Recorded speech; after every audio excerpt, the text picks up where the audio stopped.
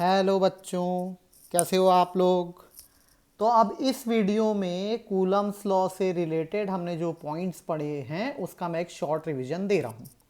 Okay, तो हमने सबसे पहले देखा था कि यदि मेरे पास दो पॉइंट चार्जेस हैं Q1 और Q2 जिनके बीच का डिस्टेंस है R, तो एक दूसरे को अट्रैक्ट या रिपल कर सकते हैं डिपेंडिंग ऑन देयर साइन। और ये जो इलेक्ट्रिक फोर्स है उनके बीच में, उसका जो मैग्नीट्यूड है उसका फॉर्मूला होता है K into mod of Q1 into mod of Q2 upon R square, जहाँ पे K कॉन्स्टेंट है जिसकी वैल्यू होती है 9 इंटू 10⁻⁹। ओके, तो दो चार्ज के बीच में लगने वाला इलेक्ट्रिक फोर्स के मैग्नीट्यूड का फॉर्मूला होता है K mod of Q1 mod of Q2 upon R square. Okay, अब देखो आपके पास दो पॉसिबिलिटी हो सकती है। पहली पॉसिबिलिटी ये है कि जो आपके चार्जेस हैं वो लाइक हों। लाइक का मतलब होता है दोनों का साइन क्या होना चाहिए, सेम होना चाहिए। ओके, अभी मैंने एग्जांपल में दोनों को प्लस लिया, आप दोनों को माइनस भी ले सकते हो, उससे कोई फर्क नहीं पड़ता क्योंकि अब हम लाइक चार्ज का एग्जांपल देख रहे हैं। ओके, अब लाइक चार्ज क्या करते हैं, तो बच्चों लाइक चार्ज रिपेल करते हैं। ये वाला जब इसको रिपेल करेगा, ओके, तो उधर पे की तरफ ढकेलेगा तभी तो रिपल होगा। ओके, तो इसके कारण इस पे जो फोर्स जाएगा वो इधर की तरफ जाएगा, और इसको मैं बोलूंगा force on A because of B, क्योंकि ये फोर्स ए पे लग रहा है और कौन लगा रहा है, बी पे लगा रहा है। सिमिलरली बच्चों, जब ये वाला इसको रिपेल करेगा तो इधर की तरफ रिपेल करेगा। ओके, और इसका नाम होगा force on B because of A, क्योंकि ये बी पे लग रहा है और कौन लगा रहा है, ए लगा रहा है। ओके, नाउ सेकंड केस में चार्ज हमारे क्या हो सकते हैं, अनलाइक हो सकते हैं। अनलाइक मतलब मैंने एक को प्लस लिया है तो दूसरा ऑब्वियस सी बात है माइनस होगा, तभी आपका सिस्टम अनलाइक चार्ज बनेगा। ओके, अब अनलाइक चार्ज क्या करते हैं, अट्रैक्ट करते हैं। अनलाइक चार्ज क्या करते हैं, अट्रैक्ट करते हैं। अब ये वाले को यदि अट्रैक्ट करेगा मतलब अपनी तरफ लाएगा तो इधर फोर्स लगाएगा। ओके, इसका नाम हो गया force on C because of D, क्योंकि ये सी में लग रहा है और कौन लगा रहा है, डी। और सिमिलरली यदि आप इस पे देखोगे तो इसको यदि अट्रैक्ट करेगा तो ऐसे करेगा, और इसका हमने नाम दिया है force on D because of C. Okay, अच्छा, अब मैंने आपको बताया था, यदि आपको याद है, तो जो कांस्टेंट के है उसका एक और फॉर्म होता है। अब हम उसको डिस्कस करेंगे, ठीक है। किसी किसी बुक में, किसी नहीं, सभी बुक में आपको मिलेगा के का एक और फॉर्म होता है 1/4πε0। ये जो साइन है इसका नाम है एप्सिलन नॉट। क्या है बोलो, एप्सिलन नॉट। इसका नाम है एप्सिलन नॉट। जैसे इसका नाम होता है अल्फा, इसका नाम होता है बीटा, इसका नाम होता है गामा, इसका नाम होता है थीटा, वैसे इसका नाम होता है एप्सिलन नॉट। तो के का एक और फॉर्म है बच्चों जो आपको सारी बुक्स में मिलेगा, that is 1/4π epsilon naught. But numerical बनाते समय मैं इसको के से क्या करूंगा, डिनोट करूंगा। Am I clear.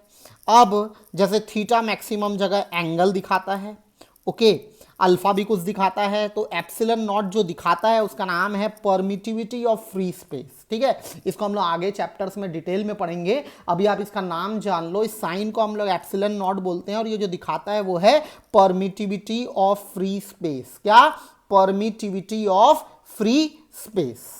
ठीक है, आप चाहो तो इसकी वैल्यू भी कैलकुलेट कर सकते हो। हमको पता है के की वैल्यू क्या होती है, 9 इंटू 10⁻⁹, और हमको पता है 1/4π एप्सिलन नॉट पूरा के बराबर है, जो 9 इंटू 10⁻⁹ है। तो यहाँ से आप चाहो तो एप्सिलन नॉट निकाल सकते हो, जो कितना हो जाएगा, तो 1/4π इंटू 9 इंटू 10⁻⁹। तो बच्चों आपको इसको सॉल्व नहीं करना है, यदि आप सॉल्व करोगे तो आपको ये वैल्यू मिलेगी जो आपको याद रखनी है।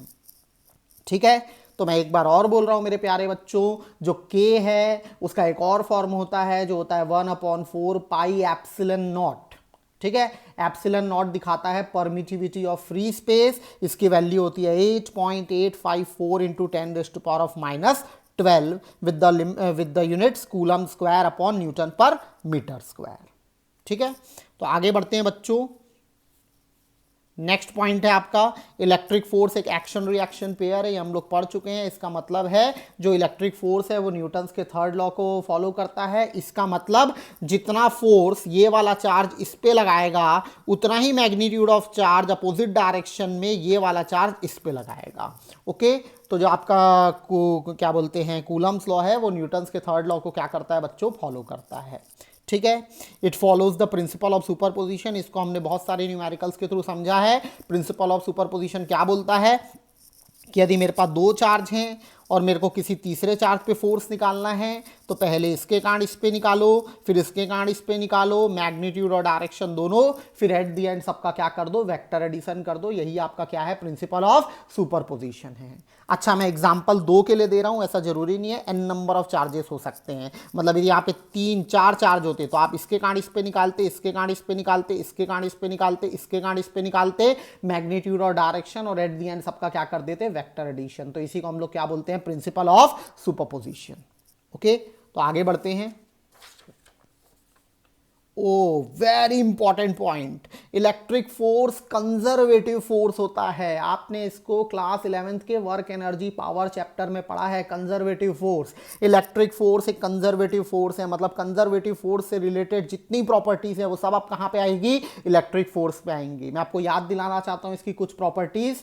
याद करो, जब सिस्टम में वर्क करने वाला एकमात्र फोर्स कंजर्वेटिव फोर्स होता है तो उसकी टोटल मैकेनिकल एनर्जी क्या रहती है, कांस्टेंट रहती है। आई होप आपको याद है। Work done by conservative force जो होता है वो पाथ इंडिपेंडेंट होता है। मतलब यदि इनिशियल और फाइनल पोजीशंस आपके क्या हैं, सेम हैं, तो आपको कंजर्वेटिव फोर्स से मिलने वाले वर्क क्या मिलेंगे, सेम मिलेंगे, भले ही आप अलग अलग किससे जाओ, पाथ से जाओ। ओके, तो ये बहुत इंपॉर्टेंट पॉइंट है। Electric force is a conservative force. Higher level numericals में मैं इसका क्या करूंगा, यूज करूंगा। ओके, नेक्स्ट पॉइंट बोलता है electric force between the 2 point charges depends on the medium separating the charges. Okay, ये भी हम लोग एक बार देख चुके हैं कि यदि दो मेरे पास पॉइंट चार्ज हैं, लेट अस से Q1 और Q2, और इनके बीच में अभी कुछ नहीं है, एयर है, वैक्यूम है, सबका मतलब वैसे तो अलग अलग होता है, एयर अलग होता है, वैक्यूम अलग होता है, बट न्यूमेरिकल बनाते समय हम दोनों को क्या मानेंगे, सेम मानेंगे। ओके, तो यदि दो चार्ज हैं, इनके बीच में कुछ नहीं है, एयर है, वैक्यूम है, उस केस में यदि इनके बीच का फोर्स F0 है, यदि उस केस में इनके बीच का फोर्स क्या है, F0 है, और मैं इनके बीच में यदि कोई मीडियम ले आऊं, क्या ले आऊं, मीडियम ले आऊं, लेट अस से मीडियम कुछ भी हो सकता है, लेट अस से क्या है, ग्लास है, तब जो फोर्स है वो पक्का है, वो फोर्स क्या हो जाएगा, चेंज हो जाएगा। वो फोर्स क्या हो जाएगा, चेंज हो जाएगा।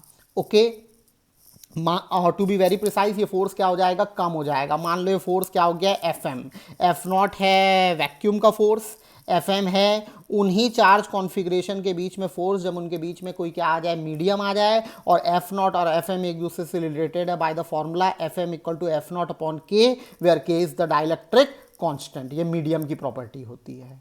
ओके, और लास्ट प्रॉपर्टी है, जो लास्ट पॉइंट हमको पढ़ना है वो ये है कि it is valid for point charges. तो हम लोग पॉइंट बॉडीज पहले ही पढ़ चुके हैं। ऐसी दो बॉडीज जिनका साइज उनके सेपरेशन के कंपैरेटिवली क्या हो, बहुत बहुत बहुत छोटा हो, उसी को हम लोग क्या बोलते हैं, पॉइंट बॉडीज। ठीक है, ऐसी बॉडीज जिनका अपना साइज उनके बीच में होने वाले सेपरेशन के कंपैरेटिवली क्या होता है, बहुत ज़्यादा छोटा होता है, उसको हम लोग क्या बोलते हैं, पॉइंट चार्जेस बोलते हैं, पॉइंट बॉडीज बोलते हैं। यदि चार्ज हो जाएगा तो पॉइंट चार्ज कहलाएगा, बॉडीज है तो पॉइंट बॉडीज कहलाएगा।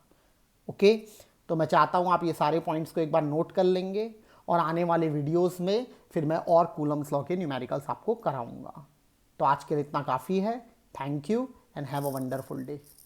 टाटा।